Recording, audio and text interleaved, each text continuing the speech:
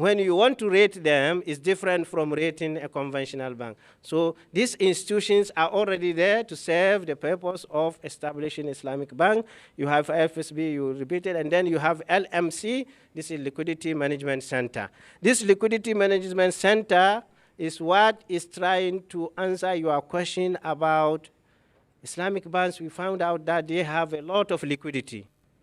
But because of the problem of the interest, they cannot put it in bonds, they cannot put it, so these institutions have to come and go after the institutions and get their asset, their good asset, pull them together and create a portfolio under the special purpose vehicle and sell it to the investors. And then from there, the Islamic banks will come and involve. At least their liquidity, instead of leaving it, not earning anything, they can earn 4%, at least it's better than keeping it. So these are the institutions that are available. And then the growth, if you look at Islamic banking, how it's growing, is very efficient. Sukuk, I have already talked about Sukuk, to finance large infrastructure, asset to invest excess cash and liabilities cater. These are, briefly I have given you what Sukuk is about, briefly. But also Sukuk needs a seminar. Sukuk alone needs a seminar. Because each product, you have a Sukuk in it. If you go in for Murabaha, you will have Sukuk for Murabaha. If you go in for Ijara, you have Sukuk for Ijara. If you are going for Musharaka, you have Sukuk for... But Sukuk is a very good tool to finance infrastructure project. Like if Ghana, you have roads you want to build, easily you go for Sukuk. If you have houses you want to build for government workers, you go for Sukuk, and so on. Sukuk is a very good tool for giving financing. Now, if you come to issue of what is Islamic banking, benefit of Islamic banking and finance for Ghana. One of it, better integration of the real and financial sectors of the economy, integration of society into banking and finance. If you look at the population of Ghana, you have a large number of Muslims. These Muslims, whatever the circumstances is, they have some kind of belief in them that, okay, interest, I have to go to these conventional banks and other things and so on. Once we are able to introduce this kind of banking, we will get these people into the market. We will get them into the market, and the society will benefit a lot, because our way of financing is to show them we are with them. We want to help them to grow. This is the most important principle that the Islamic banking will bring to Ghana. When the financial crisis started, not the financial, September 11, when the September 11 occurs, almost all the Islamic banks around the world are under scrutiny of the US government. They have investigated Islamic banks from A to Z. At the end of the day, they found out that these are the banks that we have to leave them to operate, because we cannot allow you to be involved in this kind of deals. You cannot, because one of the principles of investment in Islamic banks is that you cannot invest in ammunition, companies that produce ammunitions for war, because Islam is saying once you are financing this as if you are promoting war. You are promoting war, so war is not allowed in Islam. Not alone the issue of trying to get financing a terrorist. So it will bring a good deal with us in that aspect. Anti-money laundering, you cannot get, money laundering, you cannot get it in Islamic banking. It's very difficult for the person to pass for the money laundering, because he has to come to us. If he's going to finance, we have to scrutinize, we have to see the documents, we have to see the person who is investing, we have to see so many things. Plus, the check and balances of the central bank. Central bank, if it is more than this amount, you have to bring it and get approval. So it's not easy that the person will come through. And the example is what I have already given you, but once September 11 happens. We will get more traders and partners into the market. And I wrote here salam trading. I think salam is what you didn't say. We have also salam, so don't be afraid of salam. It's just, it will not hurt you. Salam is a product that will be used to finance those who are involved in agriculture. So you see, Islamic banking, every sector has its own product. You cannot use ijara to finance this kind of people. We cannot use murabaha because they need cash. So the Islamic banking brought salam. Salam means I have to give the trader or the person who is the farmer, I have to give him the money now. Now I have to give him the money for him to produce the product. So he will use the money if he needs, for example, only 150 million. He will tell me, okay, I will sell you my product now. I'm selling it to you 150 million. He will take the 50 million, create the product, giving it to me, and the 100 million will be in his pocket. For me, in the market, I can sell it at 200 million, but the person who is selling it at 200 million, if he didn't follow this way, he might buy it in the market at 300 million. So you can see everybody is benefiting. The trader will get his money now, do what I want him to do, and then he give me the money, he give me the product back. So we will get, by introducing Islamic banking, we will get more our sisters and brothers who are just carrying the mango and other things. They will just go and work in a factory that is producing mango, rather than carrying mango on the street. So this is what the Islamic banking will benefit from: eliminating unethical business activities. We have already talked about greater economic stability, eliminating money laundering, terrorist financing. I have already discussed this. And then our next, I think this is the last of this presentation. And for the next presentation, we will have a break now. But if you have any question for how many minutes? 5 minutes? 10:30? How many? 5 minutes? 10 minutes. If you have any question for 10 minutes, please. I'm assuming that the regular board of the bank. But from what I'm hearing, it's a board elsewhere that you would have to refer to. So I just need some clarification there. The second one, it's a question that before we had heard, I'm not sure whether it's true, that a lot of investments, resources, financial resources, migrated from the oil-rich Middle Eastern countries into Western countries. Yes. And that most of these resources just sat there, they didn't earn any interest. But these were not Islamic banks they gave their resources to. If you can speak to that. And now, if we were to, is it a precondition that we can attract these resources to our environment if we establish Islamic banks? From your presentation, I see that one of the benefits would be a lot of resources would be coming here for sukuk investments and what have you. Is it the case that once we go into that, we are going to get billions of dollars flowing in from, for example, the Gulf countries? Thank you. In a bank, you have board of directors. This board, okay. For the Islamic banks, you have to have this board. This is the board of the normal board of directors. And then you have to have the Sharia board. This Sharia board, they are like in the same stage of the board of directors. Even the board of directors cannot influence them. They are responsible to AGM. So that these guys will not influence them to issue some resolution that is in the favor of the bank. So you have to have this Sharia board, which are the scholars, that you know that they are very good in helping you to get the business done. So these scholars, they are just like you are appointing them outside. Under the bank, you will have this Sharia compliance department. This is where the Sharia advisor or Sharia compliance officer comes. So Sharia compliance officer is reporting to the Sharia board. You will have the CEO here. This guy should not be influenced by CEO also, because it will be only a dotted comma in terms of management, some administrative issues to go to the CEO. But his reporting line will be the Sharia board. And the Sharia board reporting line will be AGM.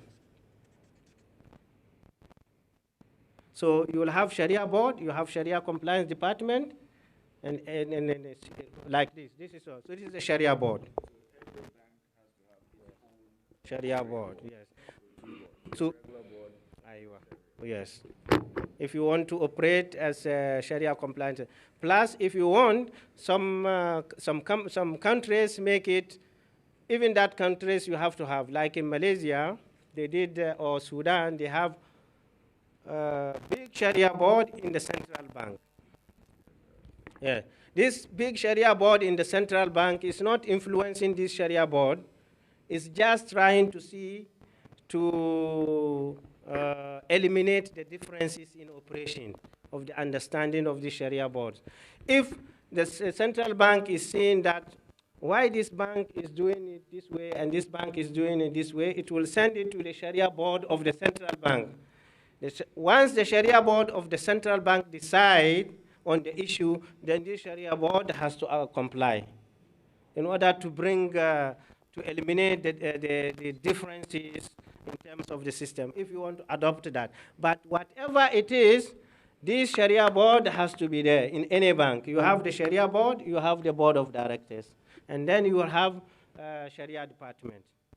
This usually IOF standard is saying 3 scholars. 2, for example, they are well versed in the Sharia issues, and 1 is like banking issues to help them understand the structure when it's in front of them. But alhamdulillah, now most of the Sharia boards, they understand the structures because they are involved in Islamic banking for a long period of time. Sometimes some of the structures, we have to explain to the bankers because some of them, they are junior guys, still they are. So this is how the structure is. The second question is on the investment. I do believe, and this investment start to come back anyway. Since after September 11, all these investments have come back. That is why we found after September 11, Islamic banks have a lot of liquidity because this investment they came back.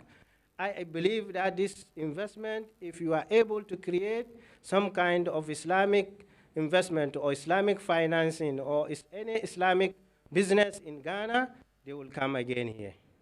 Definitely they will come. I will talk because I've been talking with how to go to Ghana. My bank, in actual fact, they are interested in mining field. They want to establish a company and deal with mining and invest in mining field because they have some relationship with other countries of mining, like in South Africa and other things. So everybody has his own strategy. But I believe if you Ghana issue like now Sukuk now, this money will come here to invest in Ghana Sukuk. Especially the guys who came to you, they know very well what they are talking about. They know very well, they have read about Ghana, they know the opportunity, they know that's why they came to you. Although they want to take the lead and then create this Sukuk because they study the market. Those who are involved in Sukuk, they are all studying the market. And they will ask the people, if we get Sukuk in Ghana, will you invest? Yes, Ghana now is improving there, so you go and check for us, and definitely have to come. They cannot just come to you without having some background. So this is the answer to your second question. I think it's only 2 questions. Yes, okay. If you merge them, they will influence them in terms of which one is powerful. Which one should be powerful?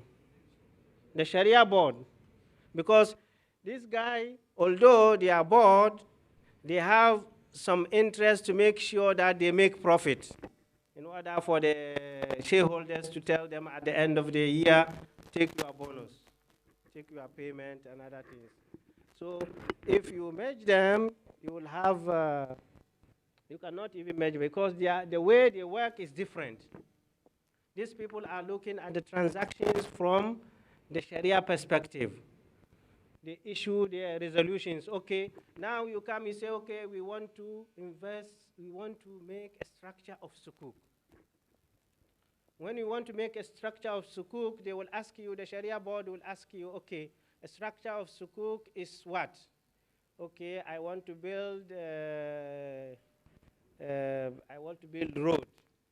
road.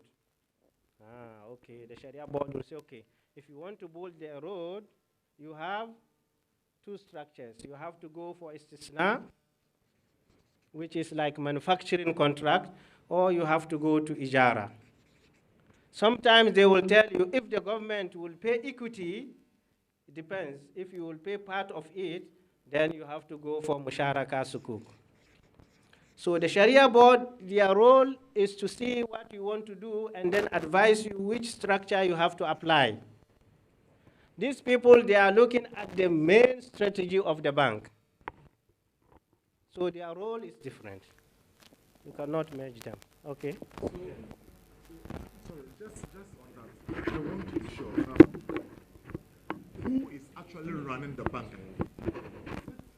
The Sharia board or the one These are the ones who run in the bank. So the board and the CEO and his management.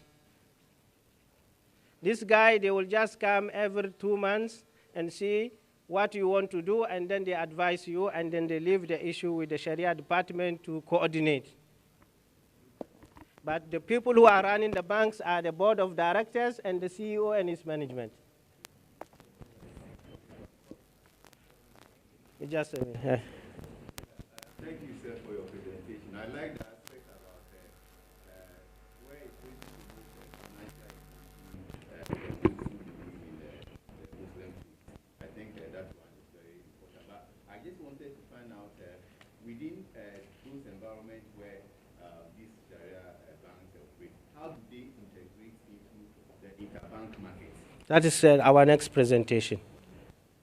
Okay, thank you very much. Some Two questions.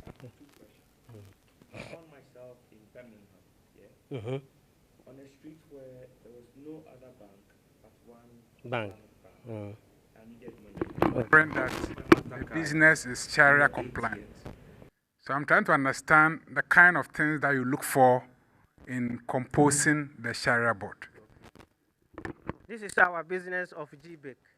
So you have to, if you come to the Giibic, of course there is parameters for identifying Sharia board, which is discussed in IOP standard.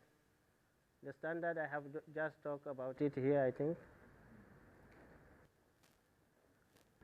Anyway, this IOP standard, there is a standard called corporate governance. That standard will tell you how many Sharia board, how you look at it. Almost usually Sharia boards are identified by the people. You just ask people, the person they believe he can provide that service, they will tell you, and you appoint that person. Depends on the bank. The bank will appoint that person who can do that. Only that person can help them to go and do the business according to the Sharia, and at the same time making money.